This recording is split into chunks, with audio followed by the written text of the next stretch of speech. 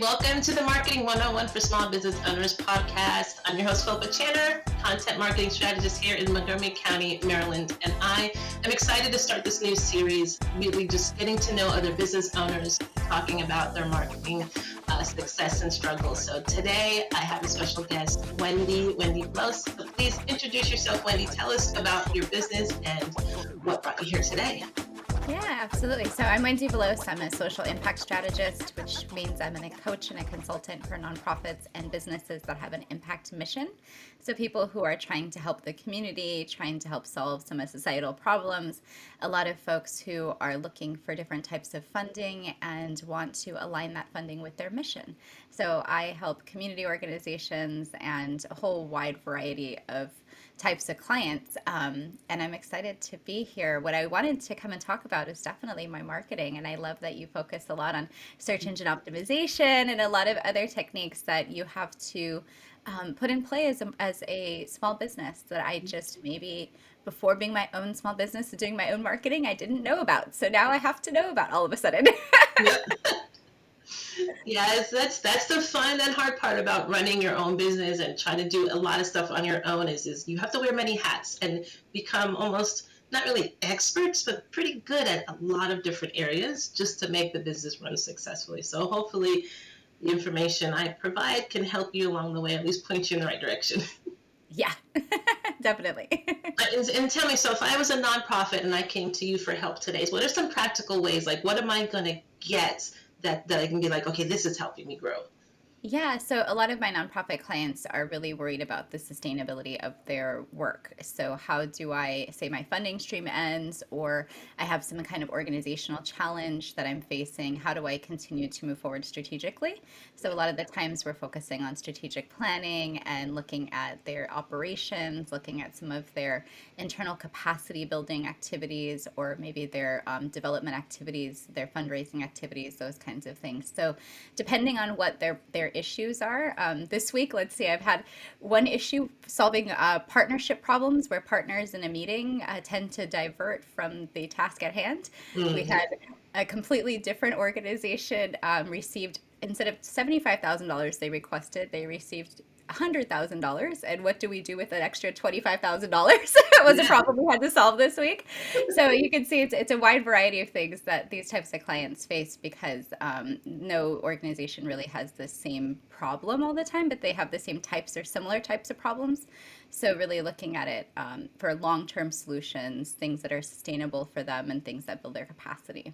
Okay. All right. So, and you're more on a consultant basis. So so not necessarily grant writing or anything like that, or is that something you offer as well? So I actually teach people how to write grants and teach people how to bring their own capacity in-house. Yeah. So I don't provide grant writing services myself, but I teach people how to do it. I was Okay. a funder for like over 15 years, so I've been pretty well versed in how the grants work. But a lot of the times now, actually, we're looking more for the readiness of the organization and the alignment to funders, and trying to make that match so that people have access to money. I absolutely love that model of teaching them how to do things rather than just doing it for them and not really understanding why it worked or not. So that's awesome. I really appreciate that. Yeah, it's much more sustainable that way.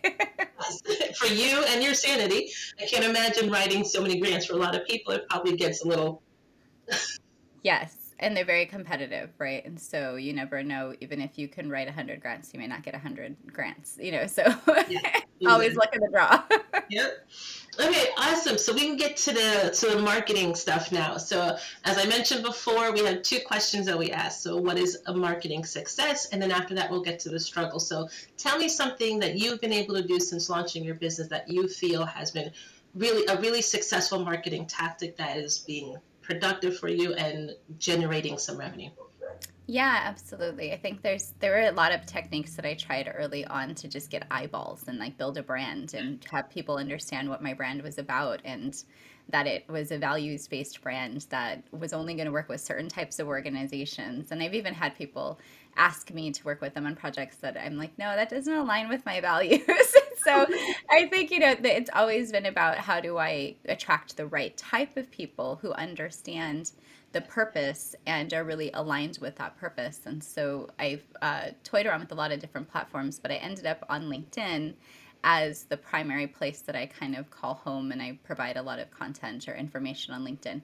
And I initially was just sort of on there, like looking at everybody's information, going, what do I create? Like, what do I don't know. I'm not a content creator. Like, I think a lot of small businesses struggle with this. How do I produce the right type of content to attract the right type of people? So I found the LinkedIn newsletter format and just said, "Oh, I'm going to repurpose my blogs here." Like, this is a success story almost gone wrong, because I thought I was just using it as a content repurpose strategy, right? Of like, I'm already creating this content anyways. Why not just take it from my blog, alter it, and redo some keywords and make it a little more SEO LinkedIn type friendly, and then put it on LinkedIn. And so I started doing that month over month, and about 11 months in, I had like 3,000 people that had subscribed to it. And I And was that's like, awesome. okay, cool. This is great. But it was starting to grow at a faster rate. Like Mm. every month it was first 300 a month, then 400 a month. And then all of a sudden it was 1,000 a month. And I was just picking up people that I still am figuring out what to do with these people. Again, this is a blessing and a curse to have. So I think the other day I just hit 9,500. And that's in about probably been almost 17 months or so of doing this LinkedIn newsletter. So Yeah. it's grown really rapidly. It's still growing very rapidly, about 1,200 people a month. And they're the right kind of people. It's the funny part, because it's a LinkedIn newsletter. It's apparently very good in the algorithm of targeting my niche, which is Yeah. social impact based people. Yeah. And they are subscribing to it. But as I've said many times, just because they subscribe doesn't mean it equals dollars for your bottom line of your business. Yeah. So you have to figure out, well, how am I bringing these people into my ecosphere? I didn't have a funnel for them. I didn't have, an email campaign that goes out in every article trying to get people in. I have none of these things that were set up initially. I was just repurposing the blogs. Yeah. So yeah, so that's been a lesson learned. Yeah, and that is awesome that you've had such tremendous growth and that you're getting the audience there. And it's like, okay, now that I've got the audience, what do I do with them? How do I get them to work with me, buy from me, whatever it is that call to action you want to accomplish. Yeah, or even just to follow my profile, because That's people true. on your LinkedIn newsletter are not affiliated with you on LinkedIn in any way, shape, or form. So they can hang out on the newsletter all they want. Yeah. But unless you're really offering them a reason to come over to your profile, they're going to continue to just consume the newsletter. So Yeah. these are all lessons I've learned Yep. for the last year. Now that you've got them, like, have you added anything to the newsletter? Say, follow me for additional content on X, Y, and Z and stuff like that. And have you seen that working at all? Yeah, I tell people that this is my group who just likes me to tell them beautiful stories, because they like my writing style. They enjoy consuming long format content, and Yeah. they're people who want tips and tricks and insider information, thoughts, different quotes, things like that. And so I had toyed around with the format for a really long time and eventually settled on a digest that includes calls to action like follow me or listen to this latest podcast, but also includes a weekly read that is topically oriented towards the social impact space. Yeah. So they may get that grant writing trip tips, or they may get partnership workflows, or whatever it is. But then, in that, there's also delivery of other things, like the Yeah. things I want them to do. Okay, all right, awesome. And so that's success in terms of growth. Is that part of your struggle as well? Is now that I have them, what do you do with them? Or do you have a different marketing struggle you want to talk about? Um, that's a perpetual struggle. I think we're probably going to have to solve that at some point. Yeah. But I think that the more immediate struggle is that I'm about to put a course out for grant writing, and I've never marketed a course before, right? So I was like, oh, what do I do? As I develop my launch strategy and go about, my marching orders, and start putting out content in this direction. But beyond, I'm sure the giant list of things that I have in front of me to Yeah. launch a course. But what do you recommend to people who are marketing a course, particularly? I would say, yeah, courses are its own beast, and there's several different people who put out courses on running courses alone, because there's so many different moving parts and different things that you could do to market it. One of the best suggestions that I've heard when it comes to marketing a course is when you're doing like that, the very first initial run of it. Is it's going to be like a timed thing where the course is available for a certain time, and then if you have to sign up by this date in order to Yeah. participate, or is this Yeah. going to be a course that's anybody can sign up anytime, they watch it on their own and do do it yourself type of thing? Is It's it timed because it's live. okay? So perfect. Yeah. So if it's a live course, of course, you start with the people you know, and personally reach out to people that you've built relationships with and say, hey, can you do this? Can you participate with this course? I really need to get this started. And you do almost like a soft launch, and you like a test trial where you're really you go all out and you do everything you really want the course to be, but maybe you offer it at a lower rate of what the real rate is going to be, because you're presenting this as like a test run. And the reason why we do this is because those first few people who join are really those committed to your brand, that and committed to your journey, want to see you succeed. And so they're going to be like your supporters, your cheerleaders when this course is done, and they're going to be a big help in launching the first real run where you're going to do it at the full price and really promote it to a lot of other people, bigger audience, depending if it's going to be online, if it's a webinar type course that anybody in any state can take. It's so good to start with that foundation of a team that you know you can depend on, and their goal is not just to learn everything that you're going to teach them through the course, but they know that they're expected to give feedback. You're going to have like sessions where they're going, roundtable discussions where they're going to help you improve the course as much as possible. I felt that was a really great opportunity and something that was really good to try, because I feel like it takes the edge off of that first initial launch, Mhm. even though like you're still going 100% and you're giving everything you want, you need to make this course great. It's like, because these people are trusted friends and trusted people you've built, and they're going to give you some solid feedback, you feel like you're going to be better off when you fully launch it to the public.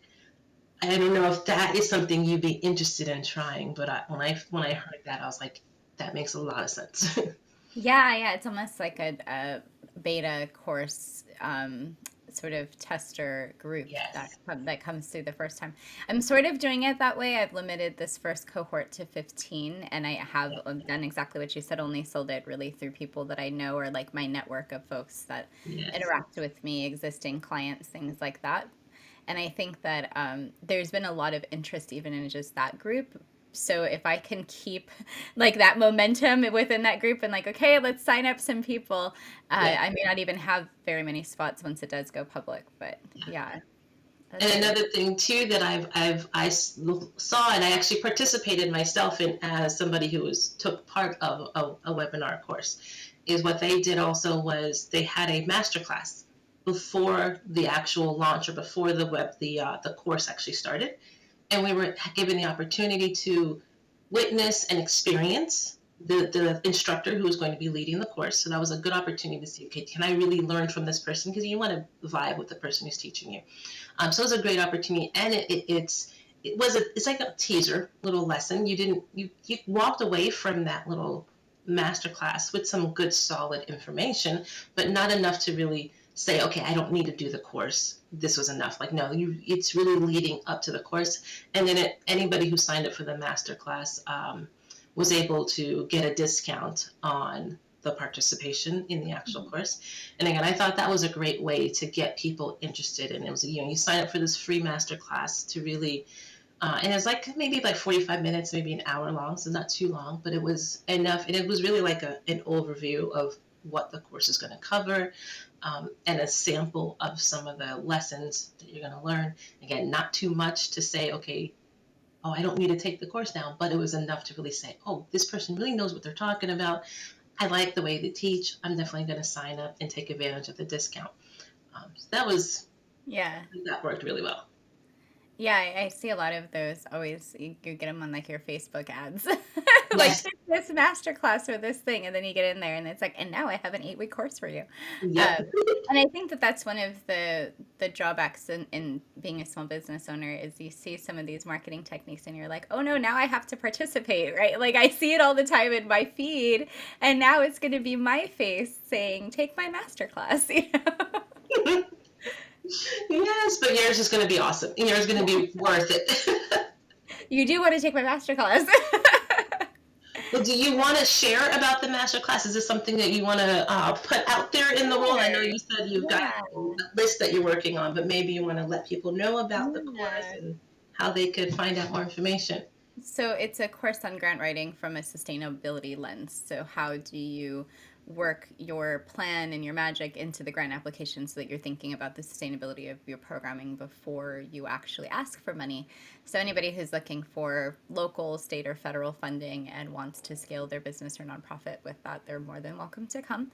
And yeah, it's 8 weeks, and we're going to work through a template. So it's more than just a class. It's really about the workshopping of each person's individual needs and how do they then go away with a template they can use in the future. So I like to leave, I'm a very homework oriented person. I like to leave people with action items so that they can, implement what they're learning on the spot. And I just think it makes for more, like in our adult learning, it makes it more applicable for us in the future if we've tried it once with support. And so that's really what this is just a process for people to get the curriculum. It'll get delivered by video, but then to have that extra support every week to go through the process with somebody and be able to ask questions and get feedback and all of that stuff. So I'm excited about it, and it's been really neat to just put something different on the market.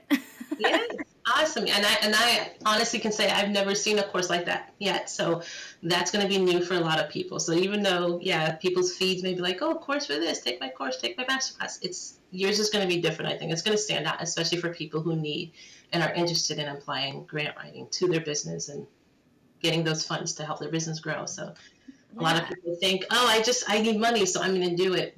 But they don't really have that strategic plan behind it. So this is really going to be helpful. And something that you can apply to multiple like things, right? So it's like doing this month, it's this grant for this purpose, but if you have a completely different program or service that you could get other funding for, that once you know the methodology, you're really able to apply it to a lot of different places. So I'm hopeful that people will start bringing in a lot of money to their organizations once they take the training. And hopefully you get a lot of people who go through this first time, learn it in a way that will be able to help you. So the next round, if you have even more people and it's too much for you to do like one-on-one mentors with them and help everybody, you can pull on these people, say, hey, can you meet with some of the new students and teach them about this? They have a question about this. So maybe you can Yeah. get them assistance through this process. I can start a train the trainer. Yes. Well, awesome, Wendy. Thank you so much for being here. How can people, I know you've mentioned LinkedIn, and it sounds like that is your go-to platform. So please let people know how they can find you on LinkedIn and any other links and networks you would want them to connect with you. Sure. So yeah, I primarily hang out on LinkedIn and on Instagram. So those are the two places you can find me under Wendie Veloz. It's just my name, nothing like super creative. And I also have a podcast, which is the Social Impact Level Up podcast. And so people can find us on YouTube or any podcasting platform that they like to listen to. And we're interviewing 40 social entrepreneurs this year. So very excited to have a whole slew of people for you to learn from and to hear more about their journey and get inspiration. Awesome, awesome. And do you already have all those entrepreneurs lined up, or if people are interested and want to participate, can they sign up? Yeah, if people have a social impact mission with their business or their nonprofit, they're more than welcome to reach out. We have about 2/3 to almost 3/4 of the slots already full, and they're already taped actually. Nice. Yeah, so it's just we're in production, but of course there's always another season, and there's more slots that'll be opening in August. Okay, awesome. So please make sure you follow her podcast. Make sure you definitely sign up for her newsletter on LinkedIn. And when you see those call to actions, do what she's telling you to do. Please. All right, Wendy, thank you so much. I appreciate your time. I look forward to watching your business grow, and thank you for being here. Maybe we can come back again soon when your course is finished and let us know how it went. Absolutely. Thank you for the suggestion. You're welcome. My mouse went to sleep. Hold on. I hate